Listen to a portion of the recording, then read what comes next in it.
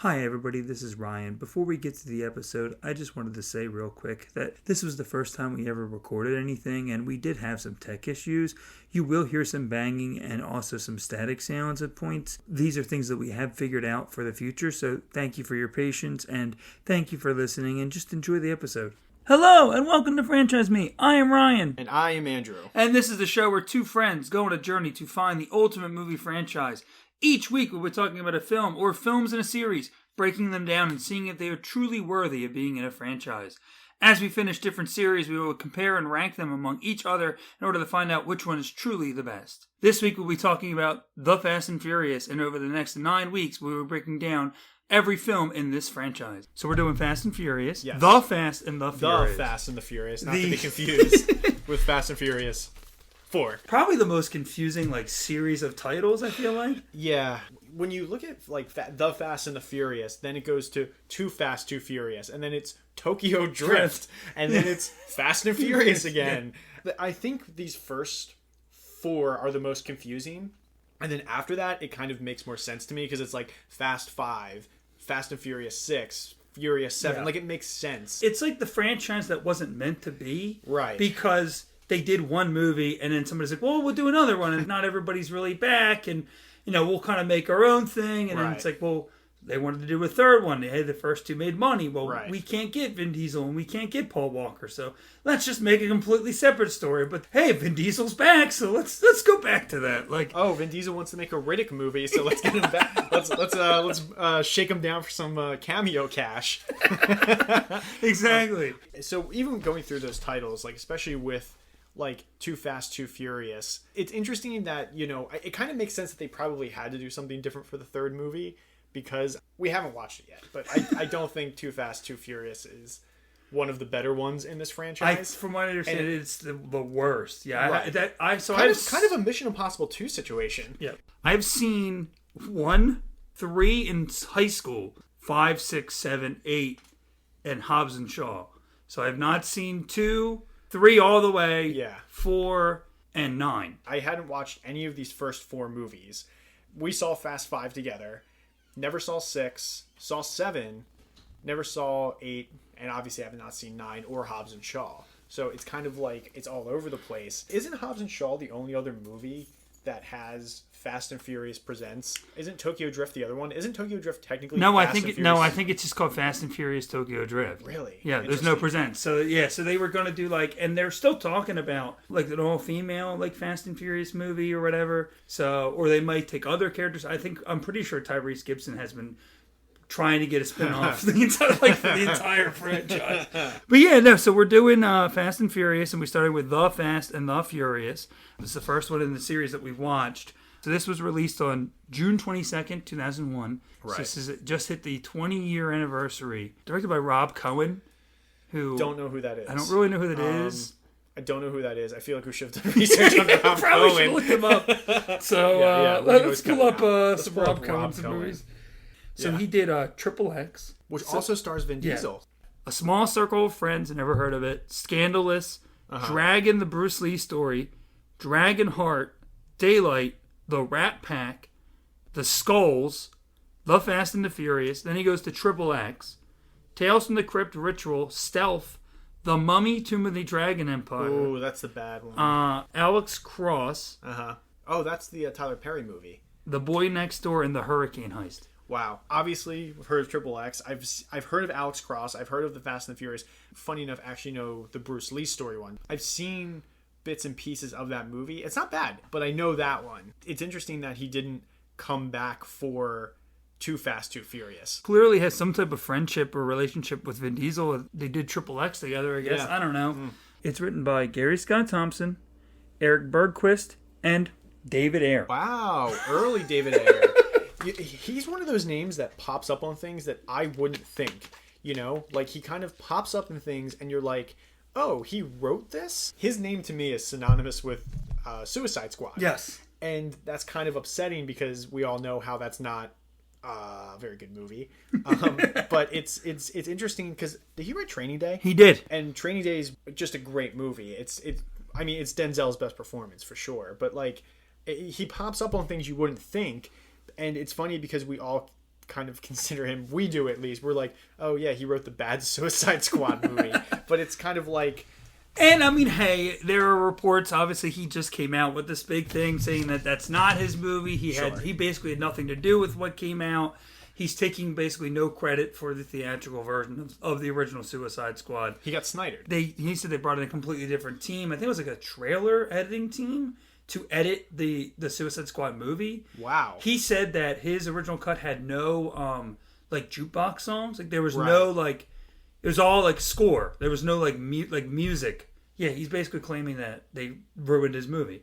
So, but interesting. I don't want to go off on Suicide Squad. That's another day. That's another day. But obviously, this stars Paul Walker as Brian O'Connor, Vin Diesel as Dominic Toretto, Michelle Rodriguez as Letty Ortiz, Jordana Brewster as Mia Toretto, Rick Yoon as Johnny Tran, Chad Lindbergh as Jesse, Johnny Strong as Leon, Ja Rule as Edwin, and Matt Schultz as Vince. It's a strong cast for a first movie. That's what I'll say. I will say I was impressed as far as the cast was concerned. I was impressed with kind of that central crew. Like, obviously, this is Paul Walker's, a very early Paul Walker role. I think he was pretty unknown at this point. He had done a few movies, but he hadn't crossed into like, stardom yet, like he did later on. Like he looks young, and you can kind of tell as you watch this movie that he's not totally maybe leading man capacity yet. The biggest name obviously attached to this is Vin Diesel. Actually, no, because Vin Diesel wasn't... He wasn't huge. He wasn't then. a name either, no. But we look back on it now and say, oh, Vin Diesel's obviously the name here. But back then, it was kind of like he was kind of just getting started. He was in Saving Private Ryan. He got killed within like 10 minutes of Saving Private Ryan. Yeah, so that was his 10 minutes. From when he's introduced. Yeah, he's not in it very long, but this was Paul Walker's 10th movie. He hadn't broken through yet. He had been in some notable movies, Pleasantville, Varsity Blues, She's All That. These are like they're relatively like known movies, but I don't think he was anybody. He wasn't the. He wasn't a standout. Yeah, he wasn't the standout or the star of these movies. Fast and Furious, the Fast and the Furious. I feel like we have to say the Fast and the Furious, which is so annoying.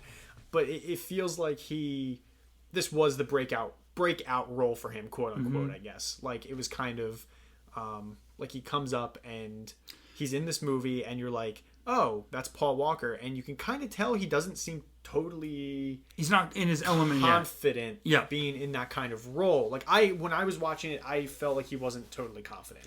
Like, I was like, he seems like he wants to be the lead of this, but I don't know. He just didn't seem all there.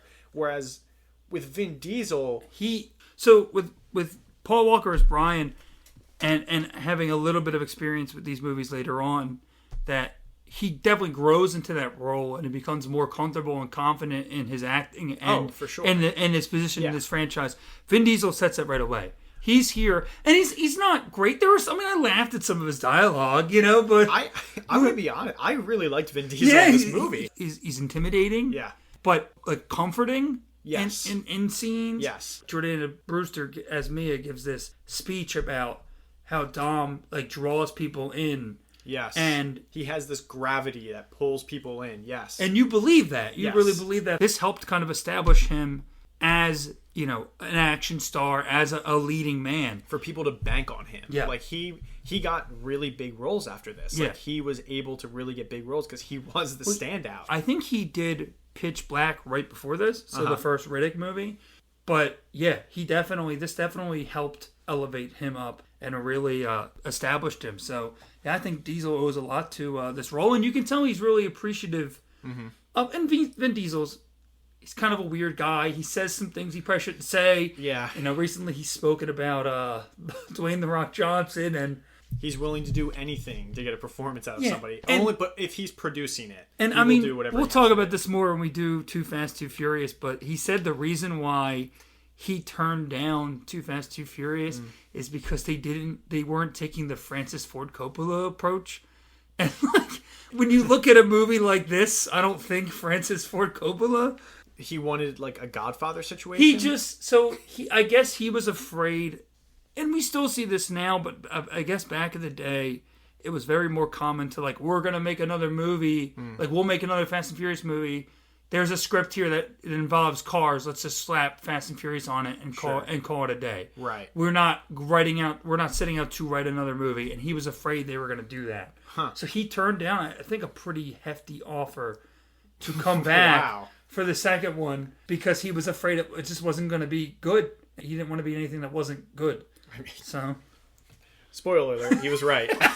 we haven't seen it. We haven't seen it, but based on ratings, I would say he was probably right. But yeah, it is fascinating to watch him in this movie because he is very, very good. And we can talk about why he's good later, but I really liked him a lot in this movie, more than I thought I was going to. And the main force, who I would establish is Michelle Rodriguez. So Paul Walker, Vin Diesel, Michelle Rodriguez, and Jordana Brewster. Yes. Michelle Rodriguez doesn't have a lot to do, and from what I understand from doing research, that was like she just wasn't meant to really I think they created the love story between Dom and Letty. Yeah. Because they realized she was doing she was supposed to just be a person in his crew, and she was doing more. And she was just better. Yeah. She was better than the role, and they were like, well, so we'll create this story, this connection between the two of them, and they don't really go into it. Really don't have they have a couple scenes together romantically, but that's not the main.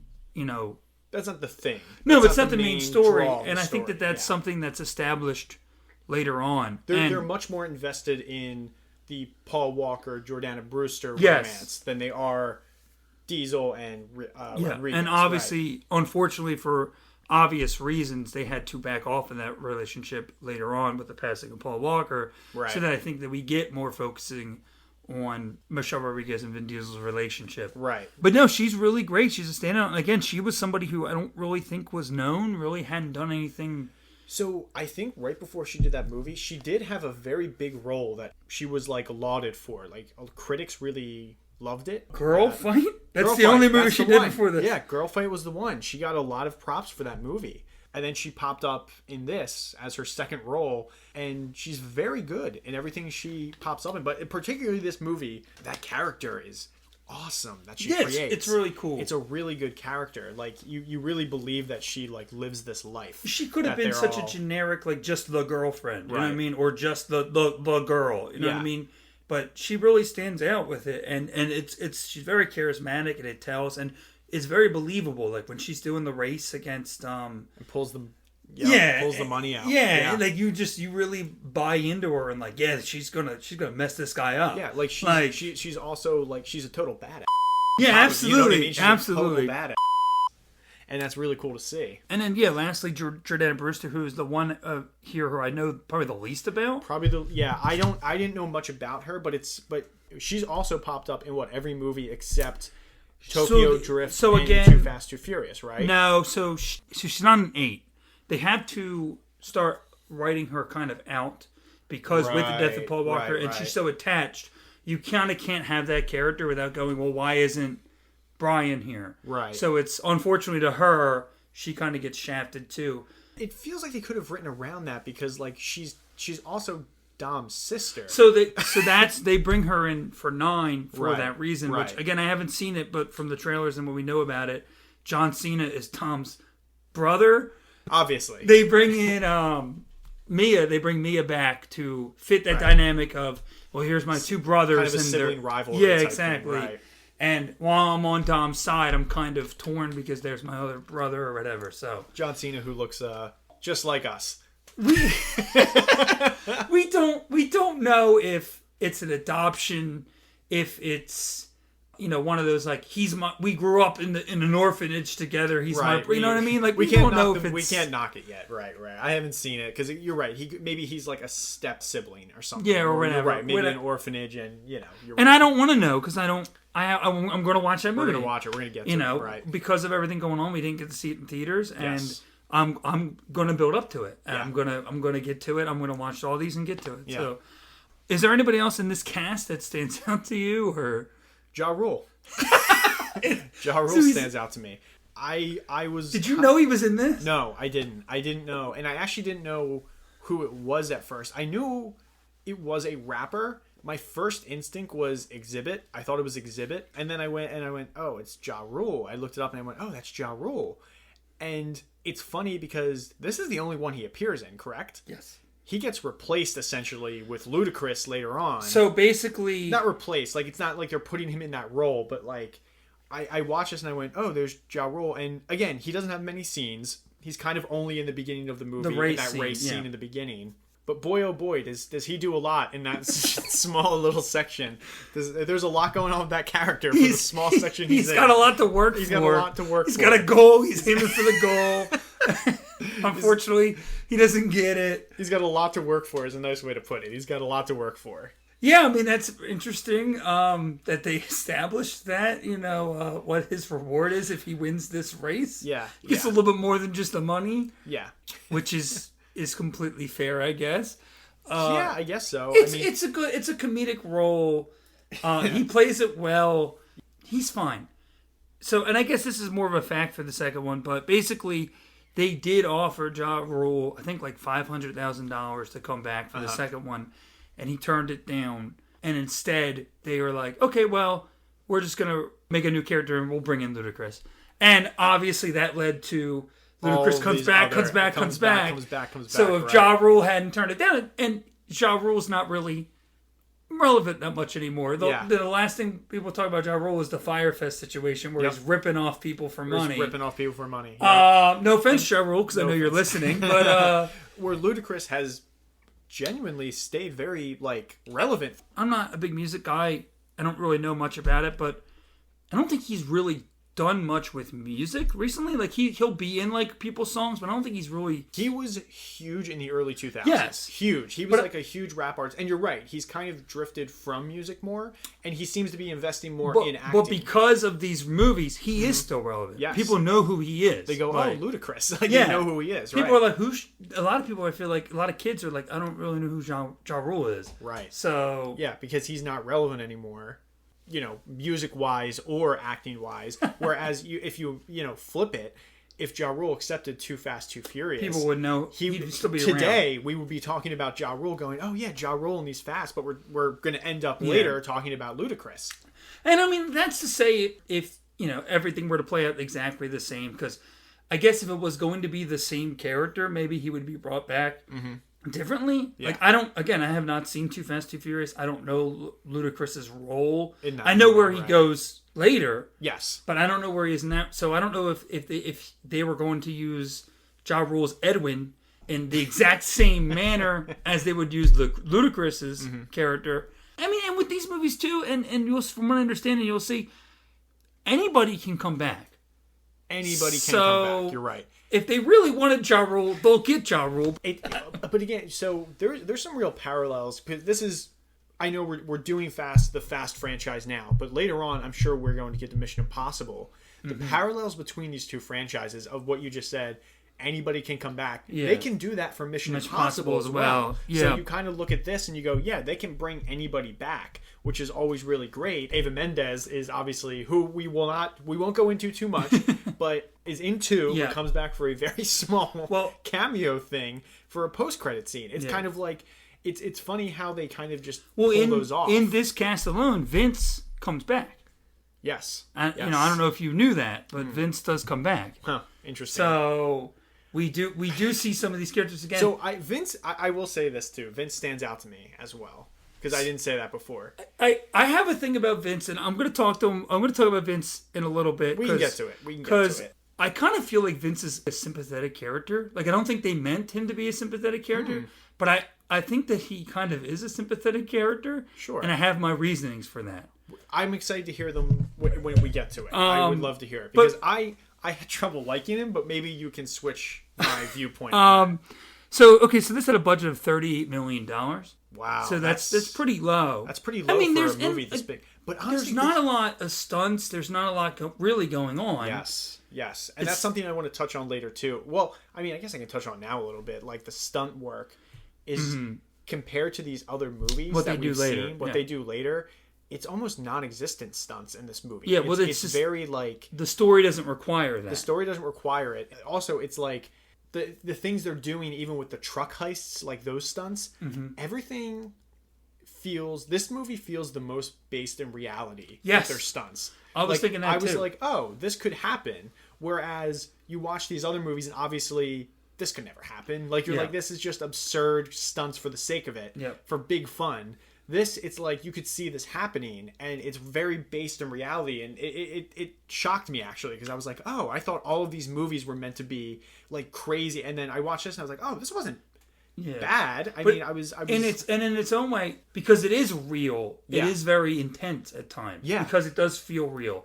You know, when Vin Diesel's falling under the hood of the people later on, people catch people with their cars. Yes. Like, they're landing on roofs of cars and go, I caught you. I caught you. Like, that doesn't, you'd be dead. Yeah. So, you in the hospital, laid up in a coma somewhere. Yeah, and they're driving, and they're driving in dark tunnels, and they're going up in the trucks, and it's just like, no. And there's hinges attached, swinging the car across the cliff. So this does feel very. Is it weird to use the word authentic? Like, it does feel. No, I think it's correct. Like, it feels based in reality. It feels like this thing could happen. I think they used their money well, and apparently that included 78 cars that they wrecked while filming this movie. Wow. So, holy shit. That's got to go to probably most of that. Yeah, wow, 78 cars. I mean, I know they were, they blew up they blew up a car or two in this. Or one, maybe it was just one. They do the one car, they blow up. Yes. And then I guess the other ones are kind of crashes. Probably, but wow, 78 cars. Holy cow. That's a lot. So a budget of $38 million, box office of $207.3 million. So it is weird. They made back the money. So it is weird because we think of these Fast and Furious movies almost as like billion-dollar movies now. Yeah. And so it's like, oh, this one only made so much for being a first movie in a series. And I don't know if they intended this to even be a series. Yeah. With relatively, not unknown, but not proven actors to make that much money. Yeah, I definitely think that's a success. I think for also 2001, 207 million was good for 2001. Like, that was considered like a hit.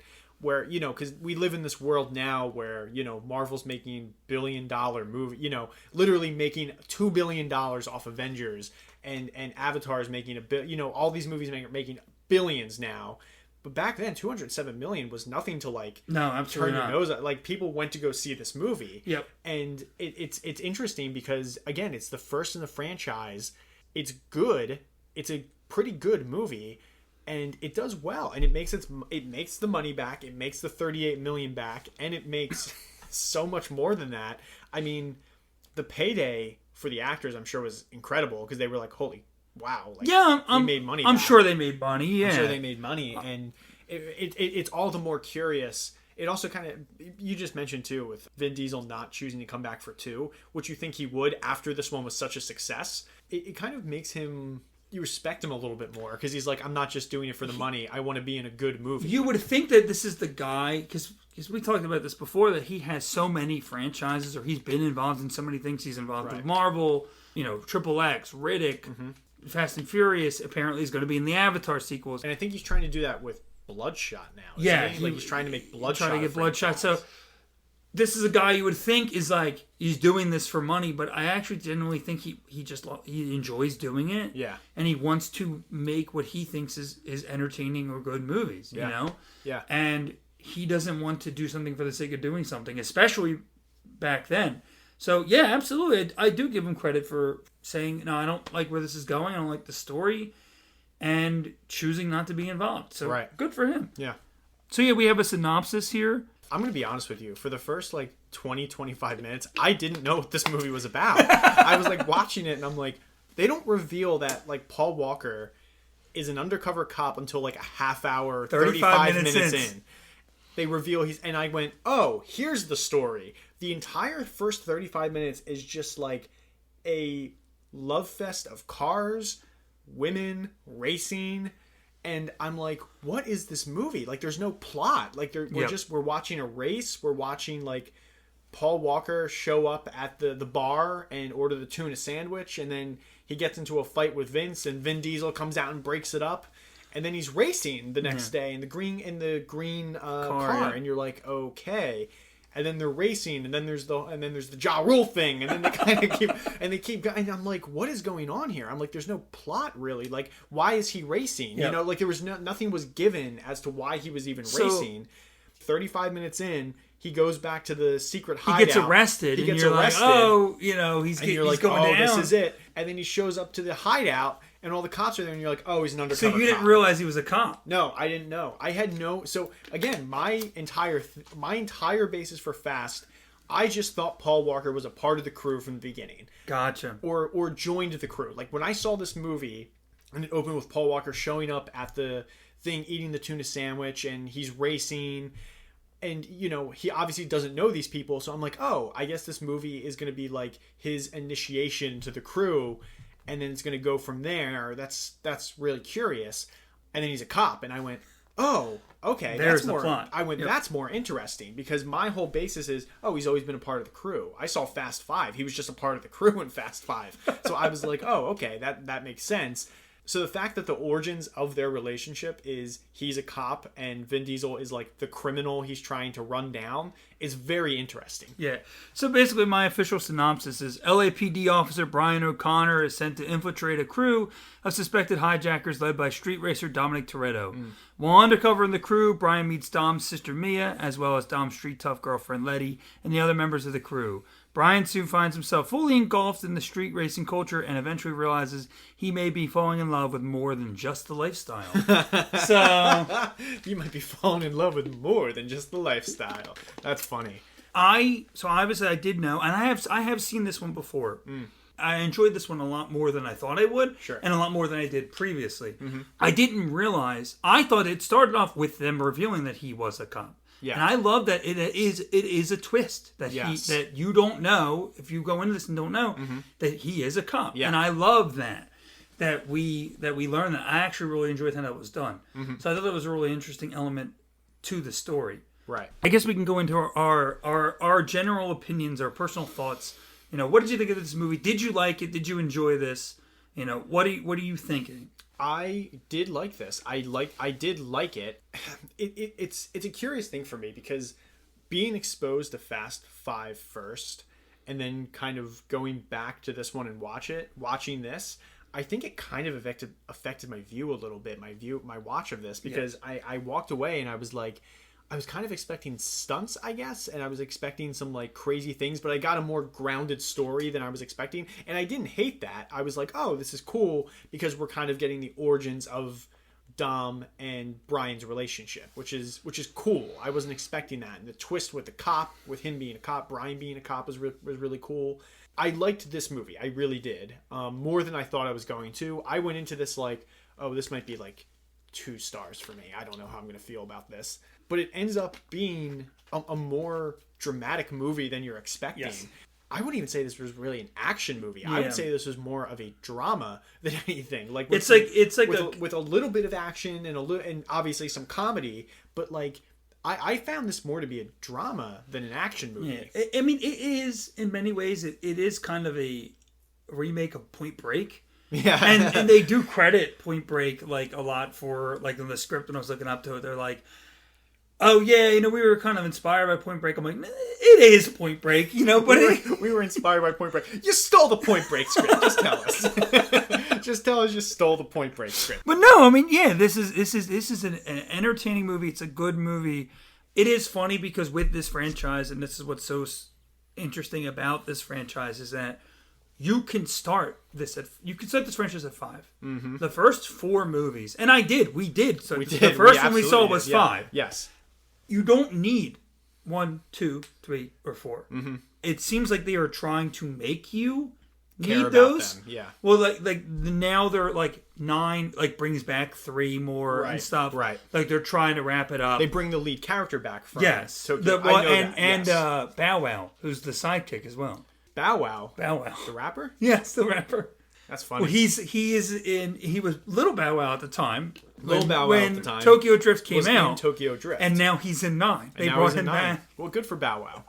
good for old Bow Wow. And I mean, technically, the chronological order of these movies is 1, 2, 4, right, 5, 6, 3, Tokyo Drift, 7, 8, 9. Right. And then Hobbs and Shaw's in there somewhere. Yeah, Hobbs and Shaw we don't know. It doesn't matter. We don't know. The Rock doesn't care. He's like, I'm just going to make these. There's no timeline. I'm out. It is interesting. Like you mentioned, this is the origin of their friendship. This is where they came together. Yeah. This is how they know each other. And they don't end it really like as friends. Like there's a respect there. There's a mutual respect. But they don't end it necessarily on good terms. It's not friendly terms, no. Which I think they do play with, from what I understand. Again, I haven't seen it, but I think they do play. They're not reunited until 4. So it's another 3 movies until they come back together. Yes. And I think they play with that there. They do. From what I think there, because that's like the reuniting of everybody, there is, I believe in 4, some more headbutting between those two. Like they're still not like, they don't totally trust each other still to that point. Obviously, because Dom is still feeling double-crossed in a way and stuff, and has his feelings about that. But it's curious to watch this movie and kind of realize, like, they're making you go back and watch these movies now, and I kind of feel like you have to. I kind of feel like you have to watch these movies, because when I watched this first one, like I said, I enjoyed it, and I enjoyed kind of seeing the origins of these characters and being like, oh, this is where they started. And also just the scale. Like, they were literally stealing Panasonic TVs in this film. It's VHS DVD combos. Panasonic VHS DVD combo TVs.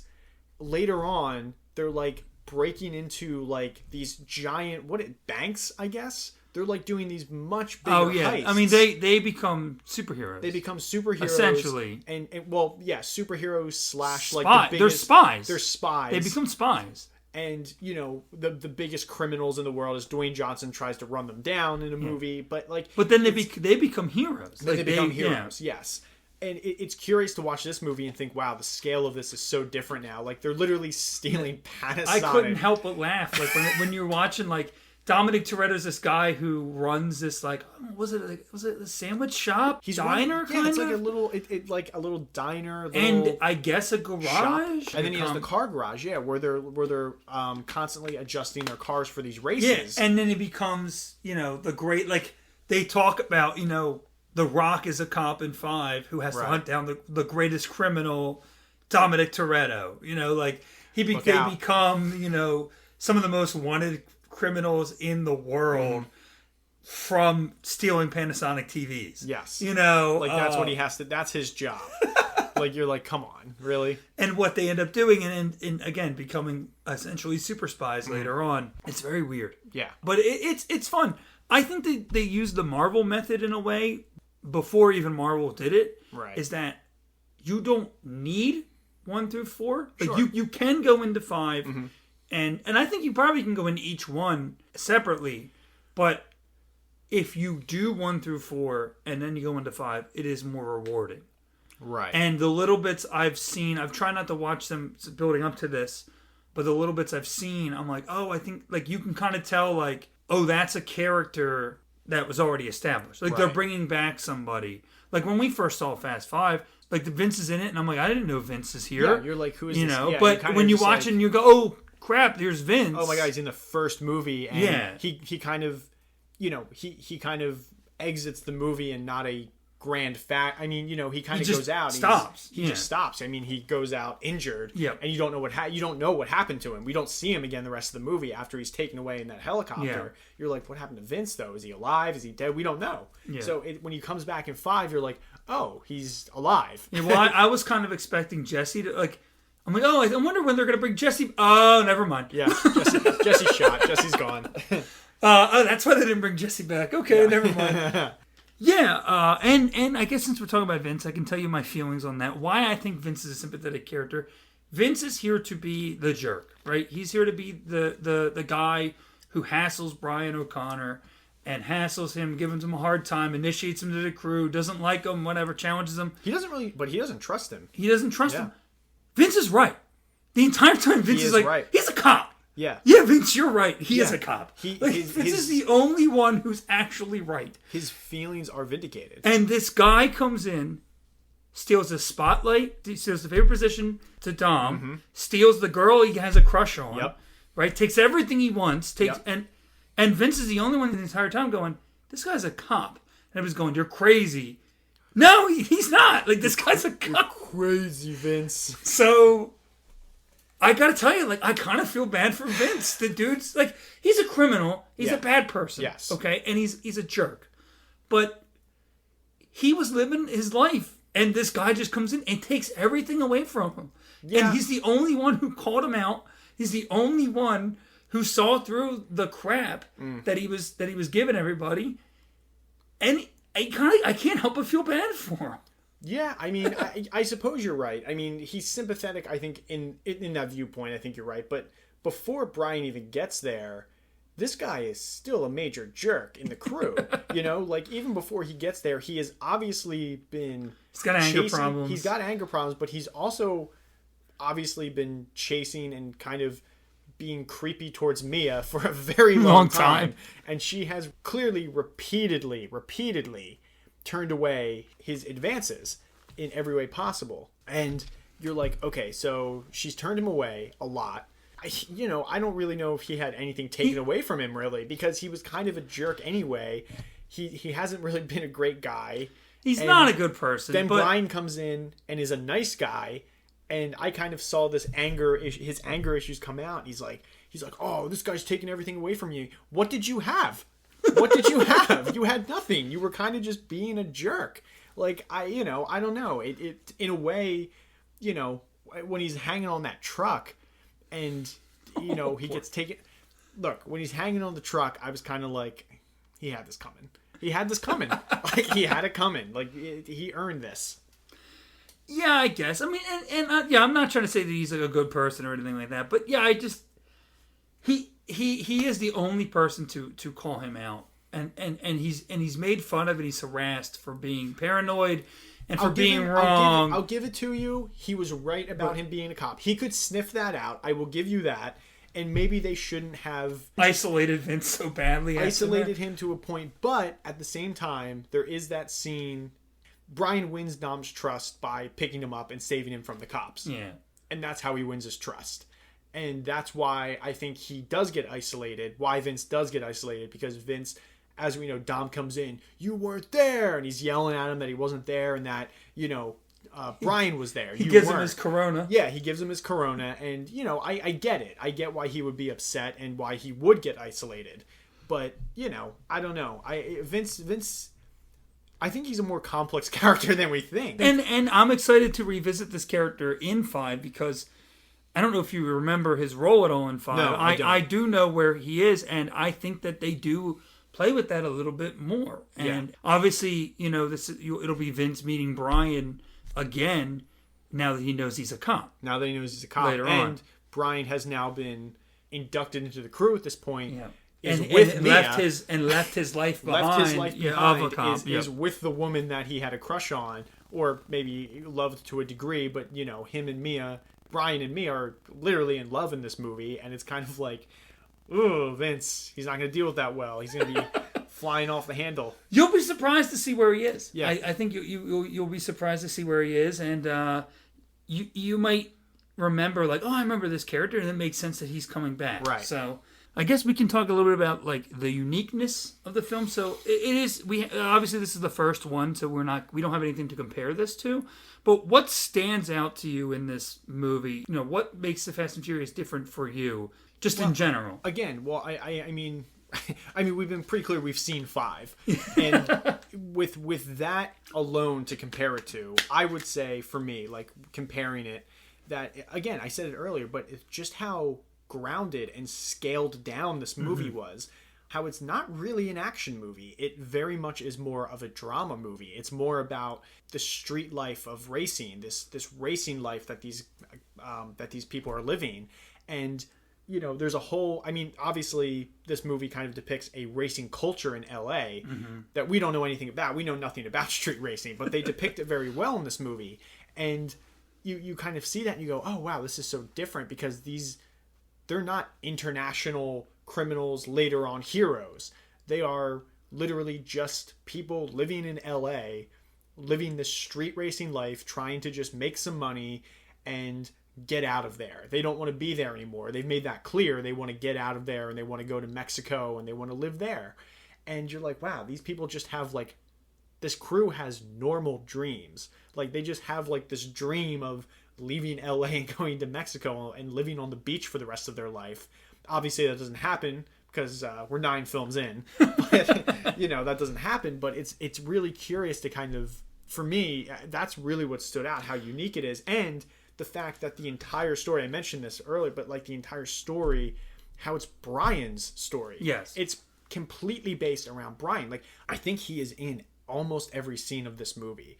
They were betting on Paul Walker big, and it is his story, and it's his story in the second one too. So it's interesting to me to watch it and go, this isn't Vin Diesel's show yet. Well, because I think it's become so synonymous with Vin Diesel, especially with the passing of Paul Walker, because I think even more than we probably realized, they did kind of share the spotlight in those movies when he was alive. Like, yes. I think you will realize in 5 and 6, yeah, they are kind of equal. Dom does step out and become, because Dom here is really, he is a supporting character. Right. Dom does stand out and does become like the co-lead of these movies, but they do share it. They share the And unfortunately, you know, again, there is the tragedy of Paul Walker's passing. Mm-hmm. They do have to do something like that. And in 7, they were filming 7 when he passed. Right. So he filmed a good chunk of it, but they couldn't have him as prominently featured. They tried to keep him involved in the story and finish his story out. Yeah,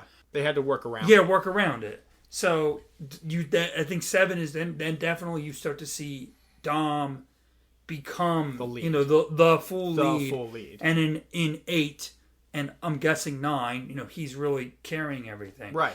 And I think you know, you do feel his loss a little bit. I've heard a lot of people talk about you do miss Paul Walker in these films, and I'm interested to see how his absence plays out as we watch these movies, because he wasn't never the biggest star, right? But people really connected to him in these movies, mm-hmm. and he's only missed 1. He's been in everything else as a main. And I know Vin Diesel's technically in Tokyo Drift, but he's in Tokyo Drift for a minute. It's a cameo, so it doesn't really count. Yeah, you know, and. You know, Brian and Paul Walker, it really is the heart, kind of the heart of the movie, I feel like. So, right. I would say, too, part of why, I mean, it's like you're saying, Vin Diesel does move into that co-lead role. And I think just a part of that is really just because he had become a star in his own right. Yeah. He had blown up in his own right. And I think they just felt natural. They felt a natural inclination to be like, well, we got to move up his role because... I mean, he's a star now. We need that power. And I think we have talked about this before, but I feel like in this, and specifically in this film, Paul Walker is not necessarily as confident as he goes on to be. Yes. But Vin Diesel comes in here right away, and he feels like he fits. He feels like he's established it. Yes. The Dom in here, besides like skill wise and experience wise, he does still feel, to me at least, the same character here than he does later. And obviously Brian grows and changes character-wise, but even outside of that, he feels like he's completely different here than he wasn't, that he goes on to be later. Yes. Which I think is interesting. Yes. So he does. You're right. But yeah, I mean, Diesel is so charismatic. But I think what this movie, you know, one of the questions I have here is, does this bring anything new? And I think what this does bring new is, and we're not the people to have this conversation, but I feel like this highlights, like you mentioned, kind of a culture, but not just like the street race culture, but it's multicultural. Yeah. We're starting to see a highlight on cultures and how they interact and how they act, you know. And some of it's a little stereotyped, you know, whatever, but I think for sure. What this franchise goes on to be loved for is that it does highlight, it's, you know, it's not just a white character, it's not just a black character, it's not just a Hispanic character, it's everything. It's very inclusive. Yes. You know, there's women involved, there's men involved, there's different races involved, you know, I just feel like it's very much like anybody fits. It's a very inclusive franchise. Yeah, right. and I think they do that, it expands on that, but I think we still see a little bit of that here. Oh, absolutely. Like, this movie has a lot of inclusivity. It brings something so different that you're not expecting, and I feel like it does a great job of highlighting those different cultures. yes. And It I don't think it accepts everybody, but also it doesn't make fun of those cultures. no, there's a little bit like, Ja Rule isn't exactly Yeah, he's not exactly the shining standard. yeah, Right? it's fine. He's not a caricature, to an extent, or a walking stereotype. You know what I Right, mean? right. So, but and I feel like especially in 2001, that was something that like was explored a little bit in film, but I feel like it didn't really become like more popular until like more recently, like Right. really expanding, these different cultures, exploring these different cultures, and Right. and getting and branching out of an all white cast or a we have one person of color or whatever, Right. or Right. so Yeah, and we're definitely going to see that grow as the movies go on. Absolutely. Just with Too Fast, Too Furious, like we're saying, it introduces Tyrese Gibson's character, who is Paul Walker's partner in that movie, or Brian's partner in that movie. So you get another culture in there. Well, you get a black man in there, and that's great. And you're like, okay, awesome. and they go to Tokyo, and then and they go Tokyo Drift, and you have an Asian lead. Yep. Which No, for that, it's a white lead. It's a white lead. are you serious? Yeah, it's a white. Cut It's this a white guy. Yeah, I'm cutting that out. It's a white guy. It's a white guy. It's a white. It's guy? a white guy. I thought it was the Asian Nope. guy. No, he's like a supporting character. Really? Yep. Why is it whenever I saw commercials they focused on him? Because he's the standout of that movie. Wow, But- that's really upsetting. And whenever they promote it, they always have him Yep. as wow. It's a white guy. That's really upsetting. They go to Tokyo and they couldn't even use an Asian lead. But no, they go to Tokyo. They go to Brazil, and Right. I mean, really, later on, the movies expand out of America. Well, they become kind of world trotting movies. Yeah, absolutely. Like Marvel. Marvel is world trotting everywhere. They do the same thing. Yeah. So, and when it comes to this movie, what do you think? What do you think is the best scene? What's the standout? I was for you? I was thinking about this a lot, and I don't think it's really an action scene, which is funny because I think later on it's going to be action scenes maybe, but for me the one that really worked and I enjoyed it.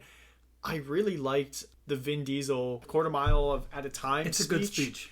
It's a good speech. Like, I watched it and I went, oh my God, this is really good. Like, he really delivers it well. Yep. It's a good moment between him and Brian, because it also, for one thing, it shows Dom is trusting Brian more, but also Brian is starting to fall for this lifestyle when he hears this speech. We kind of start to see him maybe like Dom more. He's kind of starting to see him as a person and not just a criminal. Oh, he has a life. He just told me this personal story about his father in this car. Yep.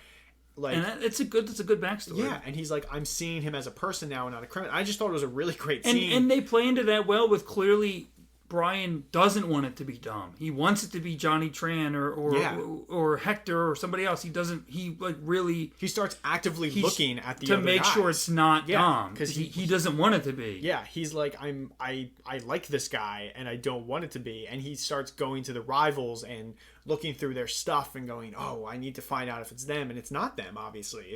It is Dom. And it's just so great. It's a great scene. I really enjoyed it and the delivery for Vin Diesel on that speech, it's great. I mean, it's a great speech. He delivers it well. I mean, the tagline of the movie is literally like live your life quarter mile at a time. whatever, like it's like even they knew this is a good scene, and that's a good line.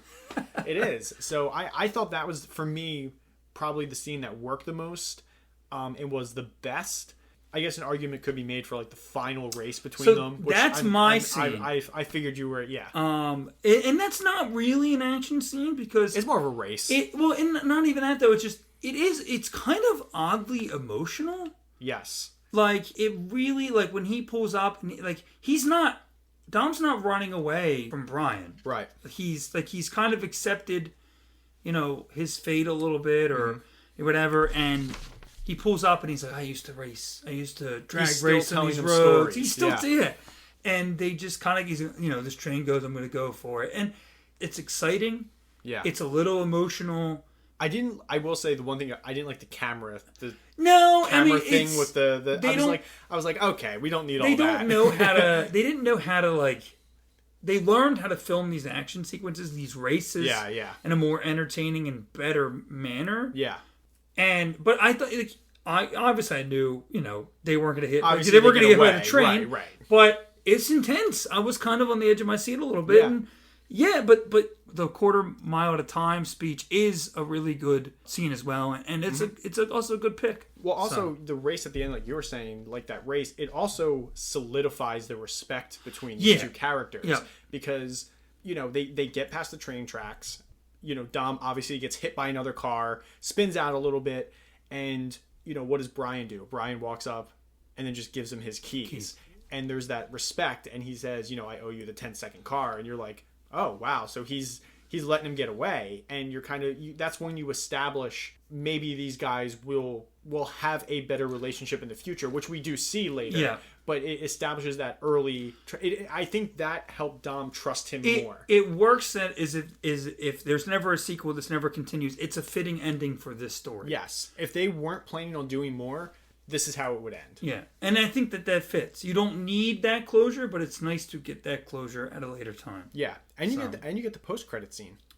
I didn't see it. There's a post-credit scene. I didn't see it. What is it? Dom driving in Mexico. That's all it is. He's just driving in Mexico. I've heard he's about just this. tearing through a town, and he's driving through Mexico, and that's it. That's the entire scene. It's like 30 seconds of him just cruising. Yeah. And you're like, oh, he got away, and he got to Mexico. I guess that's what... So I guess that would have been the fitting end if they weren't going to do more. Like, they show you he got away. Yeah, that's nice. It's a good way to end this individual story and then to pick it up. I wanted this to be the first one we talked about because this is a franchise that really... It's ever changing, it's ever growing, it's ever developing. Like, obviously, it takes a few bumps along the way before it really finds its feet. Yeah. They're not settled on like we're just doing another heist or we're just doing another race. Like, what can we do that's a little different? Let's go to Tokyo and let's focus on a different style of racing. Yeah. Let's focus on a different culture. Let's travel the world. This one's more of a heist movie. This one's more of a spy movie. Now we get like a cop movie with Hobbs and Shaw. And so it is interesting. And keep upping the stakes essentially. Yep. Yeah. And next we have connectivity.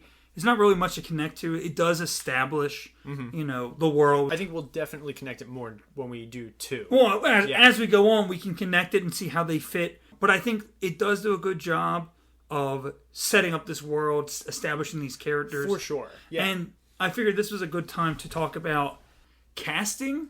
I'm really curious about who casting. Some of these alternate cast people were. Because you mentioned this and I said, oh, I love alternate casting because you think about a movie, how different it could have been. So this is 2001. I'm interested to see if you could think about anybody who maybe have offered this role or auditioned for this role. Well, which role are we talking? So both Paul Walker and... Okay, I'm going to start with Brian first. I think as far as 2001 goes, who was really big in 2001? Tom Hanks? Yep. Tom Hanks. Brian O'Connor. I think as far as... Cruise wouldn't have done this. Tom Cruise wouldn't have done this because he came off of Mission Impossible 2, but I don't think he would have done this because it's not his vibe. And obviously this is information I've got off the internet. Right. I haven't talked to these people to verify that they really did this, but this is what I found on the internet. As far as Brian is concerned, I think my casting... Would it help you if I said that the original choice, the person who was originally offered the role, they offered the role to somebody... And it wasn't primarily an actor. He's done some acting, but it's more in the role, more in the line of like a Ja Rule. It's not Ja Rule, but it's more in the line of like a Ja Rule. So it's like a music artist. It is a music artist. Is it Robin Thicke? No, it's not Robin Thicke. Okay, it's not Robin Thicke. They turned this down to work on another movie. Okay, their own movie. Oh boy, man, 2001. Maybe Sting. Is Eminem? Oh, Eminem. Okay. Both of my guesses were so off. They offered the role to Eminem. of Brian O'Connor to Eminem, and he turned it down to work on 8 Mile. I have to tell you that probably would have been good because I think he would have been good in this role. I'm going to be honest. Because I've seen 8 Mile, and he's good. He's good in 8 Mile. He's a good actor. He's a good actor. He's interesting because he's done some like acting, but not really. Besides 8 Mile, I don't really know anything. I know cameos, like he's in The Interview, he's in Funny People, but like he's playing himself. And even in 8 Mile, he's essentially playing himself. But like he's offered this. He was offered the role in Elysium. He was supposed to do Elysium, and it went to Matt Damon, obviously. But he was supposed to do Elysium. I just think he was supposed to do Southpaw with Jake Gyllenhaal. It's very interesting. He's been offered like really big roles, and then he turns them down, and it's curious because I don't know if maybe he's like nervous to do it again. But it's Eminem. Sorry Eminem. I like that. Or if he's just kind of like, I don't really care for acting. I care more for music. Would you have rather have seen Eminem in this role than a Paul Walker? Short term, I'd say yes. Long term, no. Short term, yes. I don't think long that term, he wouldn't have done the franchise. No. I think you're right. I think short term, if it was 2001 and you and I were in 2001 and not kids, and we were able to go see this movie, I think we would have said. I think I would have said yes to Eminem then. But in the long term, it would not have paid off because he would not have done the second one. He would not have come back for 4. He wouldn't have done all of these movies that have been done. So the long term, it pays off with Paul Walker. But the movie, not to say this movie still would have been majorly interesting if Eminem was Brian O'Connor. Absolutely. Other casting possibilities. So I don't know if these are people who were offered it or auditioned. I think they were maybe just names that got brought up. Right. Your favorite actor of all time, Mark Wahlberg. You know, it's sad, but this movie is so on par with something he would do. Man, and Mark Wahlberg in 2001, he was big. I mean, I know he had, I think he had Planet of the Apes around then, and he was coming off Boogie Nights in '97, so he had things, but like, yeah, let it be on the record, I don't like Mark Wahlberg. Go ahead. And very interestingly enough, Christian Bale. That would have been awesome. I love Christian Bale. That would have been awesome. But do you think? I don't think he would have fit. No, I don't. I think he's too serious. He's too serious, and he's just too. He always takes interesting roles. Like he won't. I know he did Batman, so it's kind of hard to say like, oh, he's not a franchise guy. He did 3 Batman movies, but he also did those Batman movies with arguably one of the best directors of the 2000s and 2010s. Yeah, and they're the most serious, dramatic Batman movies ever. And he's very good in that role, but like the thing with Bale is he wouldn't have done 9 Fast movies. No, absolutely not. He would not have done 9. I mean, and he's dabbled with. He's not afraid to jump in the franchise. He did Terminator Salvation, right? But it's just not a good one. No, I think he likes the more dramatic, and Brian tends to. He is more of a serious role, especially in the beginning, but he does tend to go right. And I mean the franchise gets goofy in general, and I don't know. Also, Christian Bale at that time, he came off of American Psycho. Could you imagine if he did American Psycho and then did this? People would have been like, "What the hell is with this guy?" The studio for Dominic Toretto. I think this would have been good. I think I prefer Vin Diesel. The studio wanted Timothy Olyphant. Oh my God, I love Timothy. He would have been good, and I think he would have done 9 of these. Oh, he's so good. He absolutely would have done 9 of these, and it's so interesting in 2001 too because he's still kind of like he hasn't crossed over in 2001. Like he's not like the guy we know now. Mm-hmm. Like he's a working actor, but he hasn't crossed that threshold of like, oh, there's Timothy Olyphant. I know him. And even now, he's not like he's a big name, but he's not like necessarily a movie star. He's not leading major roles. Yeah, he's not like a movie star. I mean, I think for people like you and me who really like movies, we know him. And I think there is still an audience who have no idea who he is. I'm only now just becoming to like realize who this guy is and to understand, how really good he really is. Yes, and I think there is still an audience out there that still doesn't know who he is. But for people like us, we watch it and we go, oh, Timothy Olyphant. Like, he's great. Man, that would have been a wild choice for Dom. The role of Mia Toretto was originally written for Eliza Dushku. Don't know who that is. And she turned it down. Was it the script? It's always interesting when people turn things down. That's what she looks like. Okay, yeah. What has she done? She's in Bring It On. Oh, Bring It On. Okay, those are like cult movies. People like Bring It On. I mean, she's done a lot of stuff. Okay, cool. I think she's been in stuff. Right. Other people other women who auditioned for the role of Mia. Sure. Sarah Michelle Gellar. The great Sarah Michelle Gellar. Jessica Biel. Jessica Biel. Interesting. Kirsten Dunst. Wow. Imagine if she did that and didn't do Spider-Man. And Natalie Portman. Natalie Portman? Really? She was interested in doing this. She auditioned. Wow. Natalie That's Portman. what the internet says. That's a different movie. I mean, if Natalie Portman should... Wow, that's a different movie. I mean, and that's coming off Star Wars. Yep. That's coming off Star Wars, I think, just episode 1 at that time. Like, she hadn't even filmed 2. Wow, that's wild. Is there anybody on that list for them that you think you would rather have had?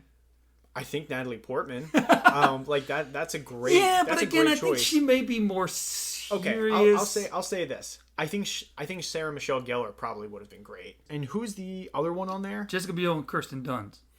Kirsten Dunst, no.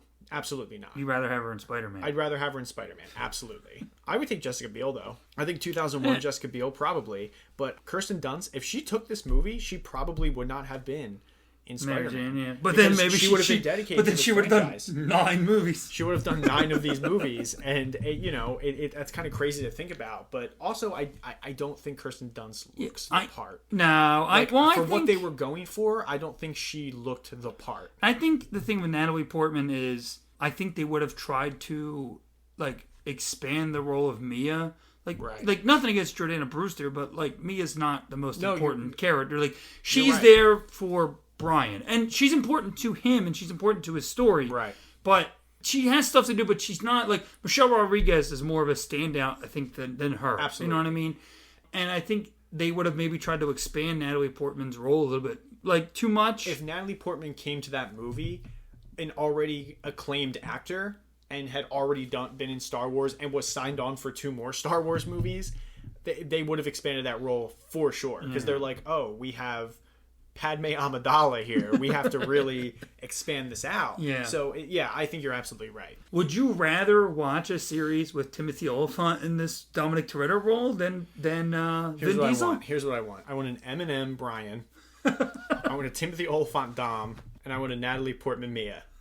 Because that chemistry is off the charts. That's what I want. I the problem with all of that is I think while I think Timothy Olyphant is the only one who probably would have done 9 movies, I don't think Natalie Portman would have done 9 movies, and Eminem sure as hell would not have done 9 movies. Just with his career. Technically, I know it's not 9. Vin Diesel's not in 9 of these. He's in 7. Yeah, he's in 7 of them. Which 7 or 8, right? 7. Well, it's 7.5. 7.5. We'll give him 1/2 because of the cameo, right? They got the cast right. Let's be honest. Yeah, they got the cast right. I'm trying to explain my way out of it, but I'm thinking about it, and I'm like, when you think about those other people, again, Timothy Olyphant, I think, is the only one who would have stayed for those amount of movies. But Eminem would not have, and I really don't think, especially with the trajectory of Natalie Portman's career, she wouldn't have. I mean, she's taken some really interesting roles. And I think this series may have hindered that if she took this. So I think they got the cast right because everyone works in their role perfectly. Vin Diesel has been able to balance what he does. And, Vin Diesel he also just brings an energy to these things where he kind of is a franchise actor. He is a franchise actor. He can carry a franchise. I don't think that movie stars really exist anymore. Yeah. People don't usually go see a movie because of a movie star. Right. They'll see a movie because of either the franchise name or the brand name. There's a very small amount of people that happens for. I know for you, a Tom Hanks movie, you're going. Yeah. And I'm the same way. I will go see it because I'm interested in what he's doing. But Tom Cruise, people said, oh, everybody's going to go see a Tom Cruise movie, and then he's had bombs. Right. Everybody has. Yeah. And I don't think Vin Diesel is one of the people who people necessarily go out to see, but I think he just brings a comfort, I'm excited to see, this Fast and Furious movie, and there's this character I know and I love. Right. And this actor who's dedicated to it. And, right. And he does. He has a passion. You see him talk about it. He loves doing it. Yeah. Yeah, he loves doing it. He loves being a part of it. I mean, obviously with the recent news, he's kind of said, I'm stepping away from the Fast franchise. He wants to and do other things. Tell a story. He wants to wrap the story up. He wants to wrap the story up, which makes sense. I mean, the guy's done, as you just said, 7.5 movies. So it kind of makes sense. I kind of feel like there is a point where maybe for him as an actor, maybe Dom is reaching that point for him where he's like, I don't want to be on like Fast 15 and have this feel stale to me. Do you think that that's something that he'll stick to, or do you think that like in 10 years he may come back and be like, let's do one more? Like, let's. Here's the thing. I think if he decides to step away for a little bit, that's fine.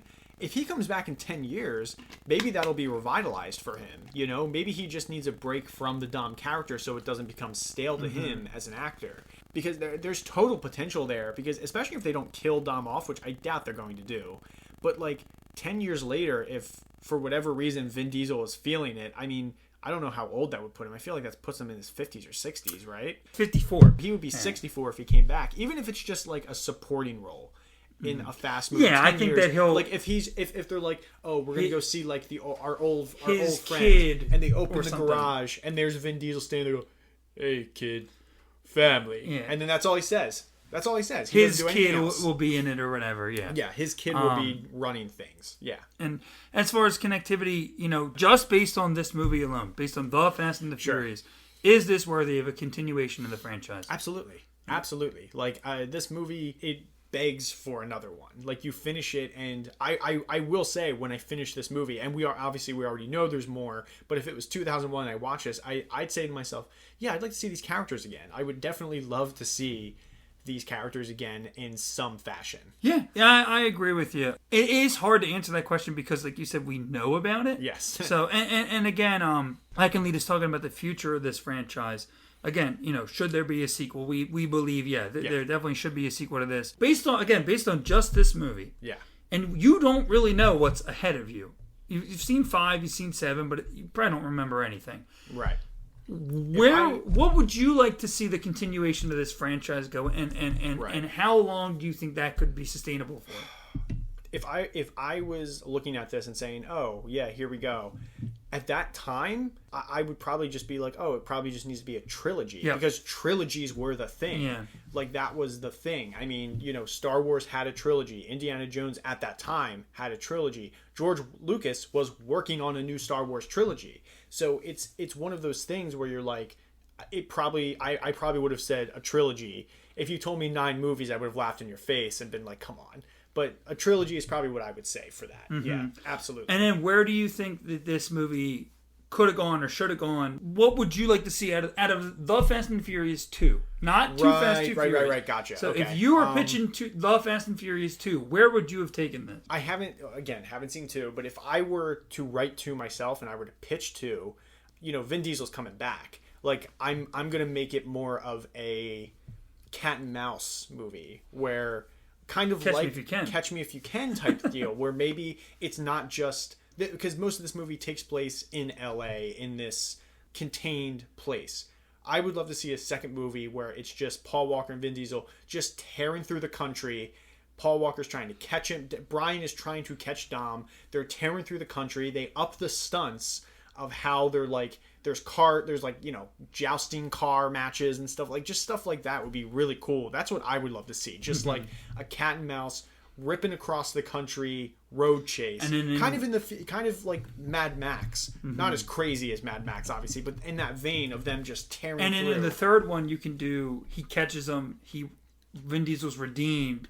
Yes. And instead of Paul Walker, Vin Diesel teaming up on Vin Diesel's side, you can have Vin Diesel, Paul Walker teaming up on like the cop side, like on the cop side, the end of Catch Me If You Can, where they're able to get Leonardo DiCaprio to start working with them. They help him. He ends up joining, and the crew joins, and they end up getting like, you know, a full pardon for their previous crimes. And to an extent, that does basically happen. It just takes a little bit longer to get there. It takes longer to get there, but I think if that were the trilogy that's what I would do. Yeah. Like, that's the only way this makes sense to me, because I wouldn't want to watch Fast and Furious 2 and have it just be set in LA again. Yeah, because you could also split Vince off of that group and have Vince become like the anti-Dom and like the lead. Like Dom has to go with Brian and the cops to take down Vince and his crew. Yeah, like Vince ends up becoming the villain in a way. Yeah, or whatever. Yeah. That's just my that's just a pitch. Yeah, that'd be interesting. Yeah, that's what I would think. Yeah. And then this is kind of hard, for this movie, especially again because we kind of know whatever. But you're pitching Too Fast, Too Furious, right? or the Fast and Furious 2. You're pitching, right? You just gave me the idea. What star? Franchise star would you put into this movie? Who do you think? Who do you drop in there? It's like 2001, 2003. 2003. Who do you drop in there to give a little bit of a spice? Give this a little bit of juice. Harrison Ford. Oh, You as could pull- like the police chief or whatever. You could pull in Harrison Ford, yeah, as a police chief. Because here's the thing about 2002, Harrison Ford kind of fell off at this point. Like, he's kind of had his heyday. Well, he did Star Wars. He did Star Wars. He did Indiana Jones. He did Indiana Jones. He had quite a few hits through the late 80s, too. And I don't people, think that people kind of say, like, it's up to... Maybe it's like The Fugitive was like his last really good movie with Tommy Lee Jones, and then the story goes that Tom Hanks took over after that. That's when Tom Hanks took his 9-year run. Imagine if Harrison Ford popped up in this movie, popped up in 2. You're pitching 2 as a police chief, and he needs that revitalization in the career. He's kind of done some okay things. And that's not to say that what he did is bad, but just the last few years there's been nothing that's really like been great, and he just needs that kick. This could be it for him, you know? He could absolutely do this. I think that's a great choice. He could pop into this movie and bring the Harrison Ford energy to it as the police chief, just the stoic, you know, he's got that thing. He could really bring some energy to the franchise, for sure. That's a great. I think that's a great choice. That's who I would take. I mean, who would you take? I would probably just agree with you on that. Really? Even if I put anybody else in that, I agree. You swayed me. I agree with you Harrison on that. Ford, yeah. Yeah, because it's easy to say like, oh, The Rock, or like the people that we know now. Like we know The Rock joins, we know Statham joins, we know John Cena joins. You know, and The Rock in 2002 wasn't a name yet. That's the I mean he did the Scorpion King. He did the Scorpion King, and that's not a great outing. So, and you know, he's still arguably in 2001, 2002. He's known as the wrestler. He's the biggest wrestler in the world still. Yeah. I was thinking, I mean, he does join the franchise later, right? But I was thinking Kurt Russell would be good too. He ends up being in there anyway, and Mr. Nobody. Yeah, so yeah. He ends up joining later, but Harrison Ford is probably my big choice. But I couldn't imagine anyone else really in 2001 because Tom Cruise would not do it. No, I keep thinking him, but I'm like he wouldn't do it. And Will Smith wouldn't do it. Tom Cruise wouldn't do it. Will Smith wouldn't do it. There's just the people in that time wouldn't do it. Tommy Lee Jones wouldn't do it because he's got Men in Black. Yeah, Harrison Ford really fits. Yeah, I think he would bring such an energy. Especially to a second movie like that, just like the police chief just coming in going, I need you to get, you know, just that whole thing. Would be great. Not that I think that he should be put into it, but I think that based on the time period, you know, if we're saying the first one came out in 2001, if we're saying like 2002, 2003, I could definitely see the studio dropping in Orlando Bloom. Because he was the hot. Yeah, you're right. The guy at the time. He's in Lord of the Rings. He's in Pirates. He's popping in Pirates of the Caribbean. Yes. You know who else I would toss in there? Stallone. I would like to see Stallone. Stallone would do this. Like he would absolutely. This is right up his alley. Can we get like maybe this will be my pitch for a later movie, but we find out that Don's father's actually alive and it's Sylvester Stallone. Can we do that? Oh my god. Maybe that'll be Fast 10. Maybe that'll be Fast 10. Stallone's Diesel's dead. Yeah, he's actually alive. He comes in. He's alive. You go, hey kid, you know, he's doing the whole thing. And you're like, oh my god. And he's like, family, right? And they're both going, family. Then we got a family that consists of Stallone, Jordana Brewster, Vin Diesel, and John Cena. Just the most messed up family you can imagine. None of them really, like, I would actually say Vin Diesel and Stallone kind of look alike, and I would buy that because they also kind of have the same vocal thing going on. And that's why it would work. Because Stallone can do that. We're going to say that. That's going to be my pitch for, like, Fast 9. That's Fast 9. We'll stick with Harrison Ford for this. Yeah, absolutely. He would kick this series up for 2 if he was absolutely. That's a great pick. Yeah. This is where the part we probably rank the movies. It's on 1, obviously. Right now, this is ranked first. There's first. There's nothing. Yeah. We haven't watched anything else. That will obviously drastically change as we watch this. Yeah. You know, before we finish up, is there anything else you want to say about this movie, or any other thoughts you wanted to get out? I know you have some notes. I mean, we could just can we touch quickly on just the blatant product placement? Yeah, we said Panasonic earlier, but the Corona thing, the Pizza Hut thing. And, of course, the Panasonic. Yeah. There's Snapple. There's Snapple. Like, why was this the big thing in 2001 to do? I mean, they still do product placement, but it's so blatant in this movie that you're like, Oh my god! I Like they're not feel even like- trying to hide it. They're just blatantly showing things. Going, it's a Corona. Pizza Hut man, get out of here! Well, you know Pizza what, Hut though? man. It's like, oh my god! I feel like they kind of hide the label of the Corona. Like I feel like maybe they didn't. They did. They maybe did. they didn't get the Corona. Like maybe They Corona. say Corona. Yeah, but they hide the label. Yeah, but the Corona product placement. Keep an eye on that because it definitely Yes, I know. becomes like a thing. Yes. In this franchise, But the Snapple, they're very open. blatant Snapple product Also, placement. it was just weird that they're at that party and everyone's drinking Corona. Yeah, and he then grabs gets a Snapple, peach yeah. Snapple and gets her a peach Snapple, and I'm Yeah, like, but you know what kind of party is But this? in a way, I kind of like that because it does kind of show the character. Like he's being Brian O'Connor. He's not being Brian Spilner in the time. He's being Brian O'Connor, really him. And he wouldn't go for the beer. He'd go for the Snapple. You know what I mean? Like, right. You're right. So yeah, I kind of like that one. But yeah, I kind of like when it. they're getting yeah. ready for the race, it could have been any car showed up to try and get on the road to show that the roads are blocked, but they chose a Pizza Hut delivery truck. Pizza Hut delivery truck. So, he gets out and he's like, oh, you guys got to move, and the guy goes, get out of here, Pizza Hut, man. Like, he literally says, go deliver your pizzas, whatever. Yeah, it like the blatant product placement really got me, and I was like, this. It is a product of 2001 because you don't see that kind of blatant product placement now. Like where they're literally saying the product name, like it's usually just put in there, like as like a prop. I mean, there are some movies. There are some. Not to get into it, and this is going to be a whole big thing, but I think the product placement in Man of Steel is really bad too. Yeah. As somebody who's watched it not that long ago, so there are some movies that really stand out from like, okay, this is. It doesn't usually bother me, and I don't usually notice it. And this one didn't bother me, but it's noticeable. Every movie has product placement, but it's how much you make it noticeable. Like sometimes it's just a Coke bottle in the background, and that's whatever. I prefer product placement in movies because, or if they do it right, like in the Amazing Spider-Man 1, he goes on the Bing, the Solve to look up questions or whatever. Right. Nobody's using Bing. Bing. But obviously, I think Sony either owns Bing or has Bing paid them or something to use it. Nobody uses Bing. Right? So like, that's pretty... I wanted to be... Like, if you have to pay money, like, I'd rather than be drinking a Coke than generic cola or whatever. Like, I wanted to feel real, you know? And I don't mind that. But yeah, when they stop the movie to, to say it or...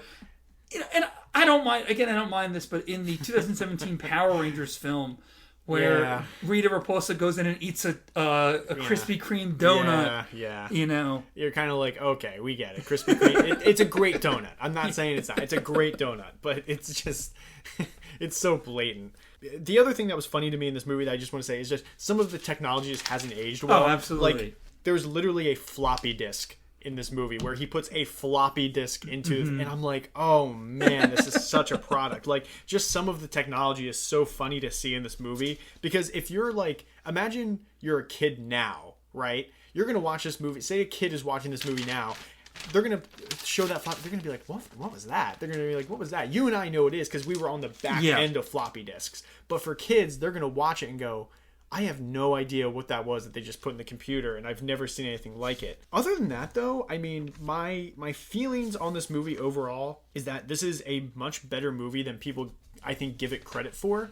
I think this maybe, like, when I look at ratings, I sometimes feel like people trash this movie a little bit, and I will say this is a better movie than I was anticipating, and while not an action movie, I would say, a pretty grounded and fun drama. Is kind of how I felt about it. It's a loose drama, but it's a loose drama. It's got comedy elements. It has action elements. But if I had to classify it, I would say it is more of a drama than an action or comedy. But it overall, it's a good movie. It is a good movie. Yeah, it's not bad. And basically, just a couple of my final thoughts. The one scene I feel like really does establish Dominic Toretto's character as well is the barbecue scene. Like when he was cooking and Jesse's like digging in, he's like, you got to say prayers, and the meme is Vin Diesel family, right? Yeah. And they don't really, I don't think he says it, or he maybe says it once, right? But I feel like this establishes that without saying that, right? Like, that's the way to kind of establish, like, they are a family. He looks at them as a family. He takes care of them as a family. We see him doing family-oriented things. Yeah, exactly. And again, that is obviously different characters, but that carries on. I think there's a barbecue scene in almost every one of these movies. Like that carries on. Yeah. So it was nice to see that. So Barbecue with Coronas. Absolutely. So, but yeah, no, it is. I remembered this being kind of boring. I remember this kind of being, the kind of the lame duck of the franchise, or like the weird start. It doesn't, fit in, and we'll see that more as nicely as I think they were, as maybe they were hoping it would. But they just the franchise expands so far and gets so crazy. Yes, it is almost laughable to see, where they start in some places. But as a movie in general, it's solid. It's really entertaining. Yes. So I saw your rating, but because we use Letterboxd, we are Letterboxd users. Absolutely. We love the app. It's one of our favorites. Letterboxd, if you ever hear this, call us up, man. We love your product. Love it. Seriously, Letterboxd. I gave it 3 stars. I gave it 3.5. I saw you gave it 3.5. I gave it 3. I think those are fair ratings. It's a fun movie. It's a fun movie. It's a good movie. And I was really impressed by the cop reveal. And again, I knew, but just I was waiting for this to be like, okay, here's this guy. He's a cop. He's got to go in. And I like that they don't show you that. Yeah, they just. I really like that. Yeah, and that was my whole thing. I mean, I literally said the first 35 minutes, I didn't know what this was about. Yeah. And then they do the cop reveal, and you go, oh my God, he's been trying to get into this crew. That's why he just did everything in that 35 minutes, just trying to get into this crew. You can definitely tell that shop, that sandwich shop, or whatever it is, it's like a front for some dirty business. Because, you can totally tell. Because nobody's there. Nobody's there. Dom is in the back, turned around, doing something. You don't know what he's doing, and you're like, what is that guy doing back there? And then when Brian's a frequent customer and he wants the tuna, they constantly insult him for wanting to eat the tuna fish. He's like, I love Vince the tuna. Picks a fight with him out of nowhere. Yeah. Like, he's like, never come back here. He's like yelling at him. You're like, what is going on here? These are aggressive people. You're one customer. Yeah, you're one customer, and you told him never come back here. Be as aggressive as you can with your one customer. Don't you ever come back here and eat our tuna ever again. But yeah, no, really, really great movie. Good movie. Really looking forward to the Too Fast, Too Furious. Well, so I'm not looking forward to Too Fast, Too Furious, but I am looking forward to continuing this franchise. Yes, I really want to get to 5 and go from there. That's kind of what I've been thinking about too. I actually am kind of looking forward to 4 as well. Like I want to see 3. I've never seen Tokyo Drift, and I hear good things about it. And I'm like, I want to see Tokyo Drift, and I'm kind of looking forward to 4. But I'm really not looking forward to Too Fast, Too Furious, because I know this is the one that like people are like, this isn't good, and I'm kind of like, but we're gonna watch it. But it's very like, that's the one I'm not excited to do. But I'm glad we're doing it early, and that we're not gonna be like down the line, and we're gonna be like, oh, we have to do Fate of the Furious. Like I'm glad that it's so early that we're doing it. Yeah, good film. To anybody who may actually be listening, thank you for listening. Thank you to Tony, our one listener. I know he's definitely listening. And follow us at franchisemepod at twitter.com. Yes. And we have a Gmail at franchisemepod@gmail.com. There it is. For anybody who may want to listen to this, but we know, nobody's listening to this. So except Tony. We love you, Tony. Tony sent us an email. Tony sent us an email. All right, bye.